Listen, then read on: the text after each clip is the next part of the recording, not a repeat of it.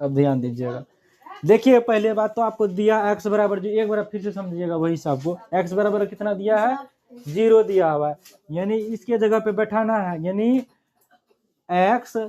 5 है ना, x बराबर कितना दिया है 0, तो क्या बैठाना है यहाँ पर, x के जगह 0, ये दोनों के बीच गुना है तो गुना दे देना है, फिर माइनस है 4x स्क्वायर है ना, तो हम क्या करेंगे 0 का स्क्वायर करेंगे, फिर क्या है प्लस 3 है ना। अब ध्यान दीजिएगा 0 गुना जब 5 करिएगा तो क्या आ जाएगा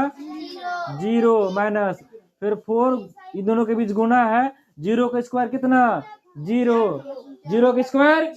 0, फिर प्लस कितना है 3। अब आप लोग ध्यान दीजिएगा 0 माइनस 4 गुना 0 प्लस 3। अब ध्यान दीजिएगा आप लोग, एगो 0 प्लस में एगो 0 माइनस में, यानी प्लस माइनस जब रहता है क्या हो जाता है, कट जाता है, तो क्या बच गया मेरा 3, यही मेरा आंसर है। अब दूसरा हिसाब में आइएगा, x बराबर यहाँ पर कितना है -1 है, -1 है तो 5 इन दोनों के बीच गुना है ना, क्या है यहाँ दे देंगे -1, पोस्ट में दे दीजिए, फिर माइनस, अब दे दीजिए 4,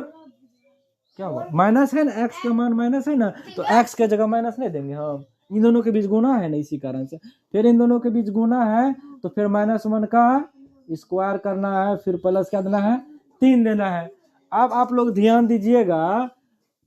5 गुना जब -1 करेंगे तो क्या आ जाएगा मेरा आंसर -5, फिर माइनस यहाँ दीजिएगा, फिर 4 गुना -1 का स्क्वायर, देखिए -1 का जब हम स्क्वायर करते हैं तो स्क्वायर का माइनस का भी स्क्वायर होता है, माइनस का स्क्वायर ये क्या बन जाता है प्लस बन जाता है, क्या बन जाता है, तो -1 का स्क्वायर क्या हो जाएगा +1, यानी एक का स्क्वायर तो एक क्या आएगा ना, माइनस का स्क्वायर ये क्या बन जाएगा प्लस बन जाएगा, क्या बन जाएगा +1 बन जाएगा, ठीक है। फिर प्लस क्या है 3 है। अब ध्यान दीजिएगा -5 फिर -4 गुना 1 कितना होता है, 4 गुना 1 4 कितना होता है 4, प्लस कितना हो गया यहाँ 3 हो गया है। अब देख लीजिए कर्जा में 2 गो है, एगो क्या है -5, एगो क्या है फिर -4 है, दोनों कर्जा को हम लोग जोड़ लेते हैं, 5 4 कितना हो गया 9, -9 प्लस 3। अब देख लीजिए आपके पास 3 रुपया है, कितना रुपया है 3 रुपया, लेकिन कर्जा कितना है 9 रुपया है, अगर आप 3 रुपया दे भी देते हैं तो फिर भी क्या होता है 6 रुपया कर्जा होता है, क्या होता है 6 रुपया कर्जा बच जाता है, यही मेरा आंसर है, यही आंसर है। अब बताइए अगर किसी को दिक्कत हो तो बोल सकते हैं, ये दोनों हिसाब में किसी को दिक्कत, किसी को हल्का सा भी नहीं ना, किसी को दिक्कत नहीं ना है, तब आगे बढ़े, हम आगे बढ़े, बढ़ जाइए चलिए अब ध्यान देना है, अब एक लास्ट हिस्सा बचा हुआ है 2.2 का 1 नंबर का, एगो लास्ट हिस्सा बचा हुआ, x का मान कितना दिया हुआ है इसमें 2 दिया है, कितना दिया है 2 है, कितना है 2 है। अब देखिए फिर देखो इधर ध्यान दो, अब देख लीजिए 5 है, इन दोनों के बीच गुना है ना, गुना x के जगह कितना बैठाना है हमको 2 बैठाना है, 2 बैठा दीजिए, फिर माइनस दे दीजिए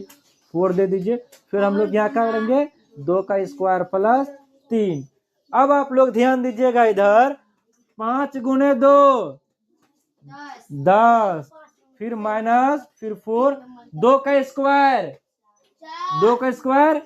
4, ठीक है, फिर प्लस 3 अब ध्यान दीजिएगा इधर 10 माइनस 4 चौके कितना होता है 16 प्लस 3। अब ध्यान दीजिए प्लस में यहाँ 10 है, फिर प्लस में यहाँ क्या है 3 है, दोनों को जोड़ देंगे कितना हो जाएगा 13 माइनस 16, यानी आपके पास जो है 13 रुपया है और कर्जा कितना है 16 रुपया, तो आप 13 रुपया दे भी दीजिएगा तो फिर भी 3 रुपया कर्जा आपका बचेगा, यही मेरा आंसर है।